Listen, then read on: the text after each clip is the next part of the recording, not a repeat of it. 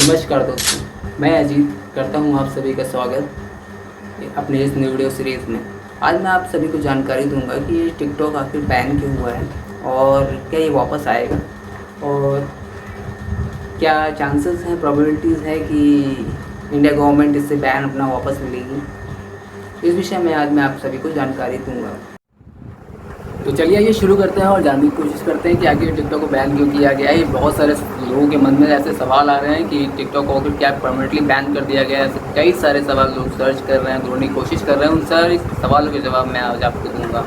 ठीक है, पहले तो मैं आपको बताना चाहता हूँ, देखिए आपको ये तो पता ही होगा कि अभी इंडियन गवर्नमेंट ने उनसे ऐप्स को जो है पूरी तरीके से बैन कर दिया है, जो कि अब यूज़ में नहीं है। अब आप उसको यूज़ नहीं कर सकते हैं। जैसे कि मैं आपको ये भी बताना चाहता हूँ, देखिए आपको पहली बात तो ये समझना होगा, देखिए उम्मीद पे दुनिया कायम।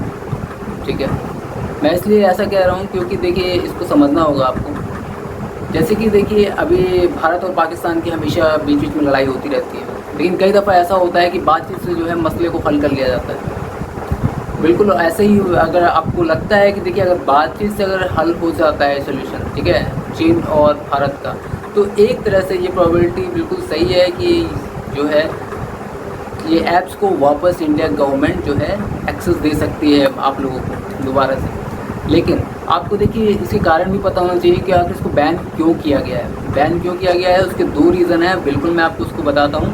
ठीक है, दो रीज़न क्या है। देखिए पहला तो आप सभी को मालूम है कि गलवान घाटी में जो कुछ भी हुआ वो वहाँ पे हमारे 20 सैनिक जो है जवान जो है शहीद हो गए।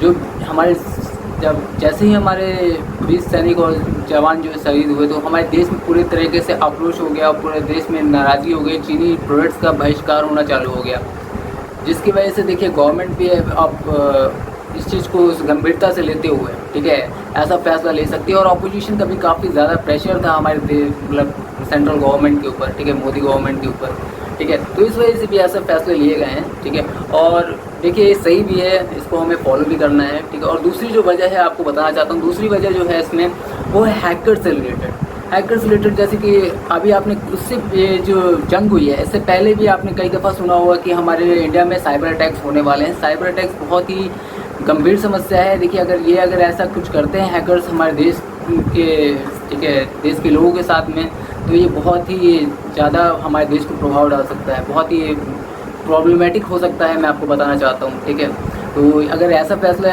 साइबर से रिलेटेड लिया गया है, ठीक है, तो ये भी बहुत ही अच्छा फैसला है समय से पहले।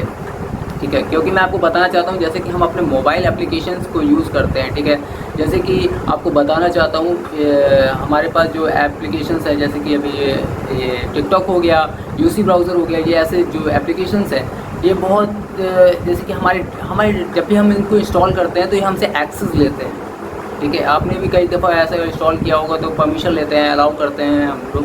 तो बिल्कुल आपको इस चीज़ को समझना होगा, ये बहुत ही गंभीर विषय है। ठीक है, और अभी रिसेंटली अभी मुंबई में अभी 500 केस आ चुके हैं। ठीक है, मैंने इंडिया टाइम्स की न्यूज़ में पढ़ा है कि 500 ऐसे केसेस आ चुके हैं जिसमें साइबर अटैक्स हुए हैं। ठीक है, इंडिया गवर्नमेंट ने अगर ऐसे कोई भी फैसले लिए हैं तो बिल्कुल आपको उस चीज़ को समझना होगा, और आपको ऐसी कोई सी भी साइट को क्लिक नहीं करना होगा जहाँ पे आपको फ्री में आपको मूवी देखने को कहा जा रहा हो।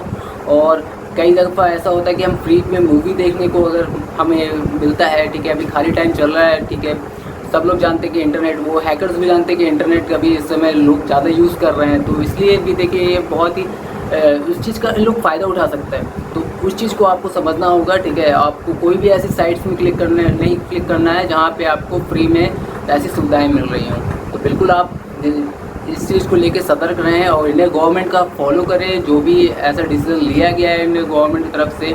ठीक है, और जैसे कि अब मैं इसकी बात में आ जाता हूँ कि आपको बहुत लोगों के मन में ये सवाल है कि टिकटॉक को आखिर क्या वापस से चालू किया जाएगा या ऐसा। तो देखिए आपको मैंने पहले ही बोला था, उम्मीद पे दुनिया कायम है, बातचीत से मामले को हल किया जा सकता है।